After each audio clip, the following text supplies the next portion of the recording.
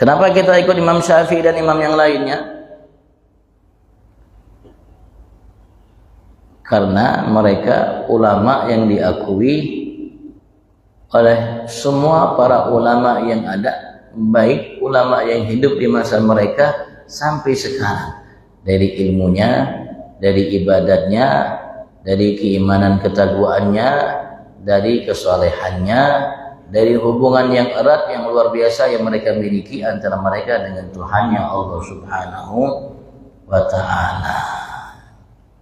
Jadi karena mereka pakar, karena mereka betul-betul memahami Al-Quran dan Sunnah, dan mereka betul-betul mengikuti Al-Quran dan Sunnah, dan mereka adalah betul-betul bertakwa kepada Allah Subhanahu wa ta'ala, berjalan di siratul mustaqim, maka fatwa-fatwa mereka kita amalkan dari apa yang mereka ambil dari Al-Quran dan Sunnah Nabi Agung Muhammad sallallahu alaihi wasallam.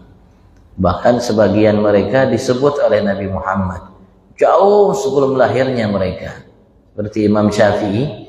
Sebelum datang Imam Syafi'i lahir kurang lebih tahun 150 Hijriah.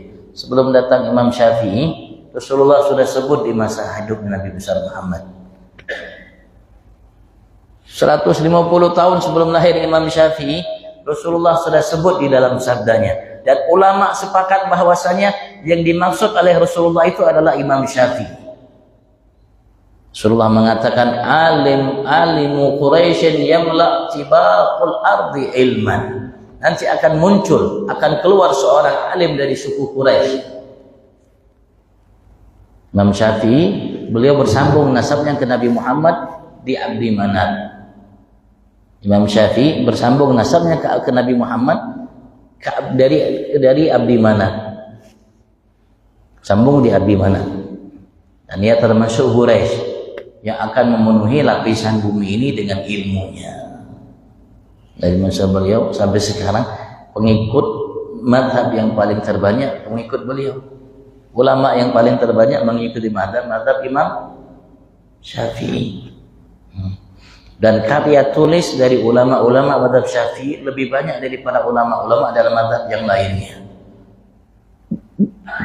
Dari dulu sampai sekarang, pengikut mazhab Imam Syafi'i jauh lebih banyak daripada ulama mazhab-mazhab yang lainnya, dan ulama-ulama dari pengikut Imam Syafi'i jauh lebih banyak daripada ulama-ulama yang mengikuti mazhab yang lainnya.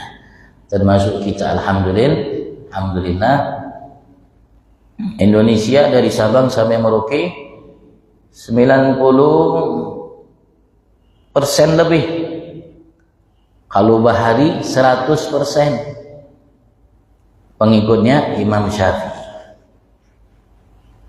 Kalau Bahari 100, kalau sekarang mungkin sekitar 98%, 97% atau 99%. Nah, pengikut Imam Syafi'i Indonesia, seperti di Hadramut,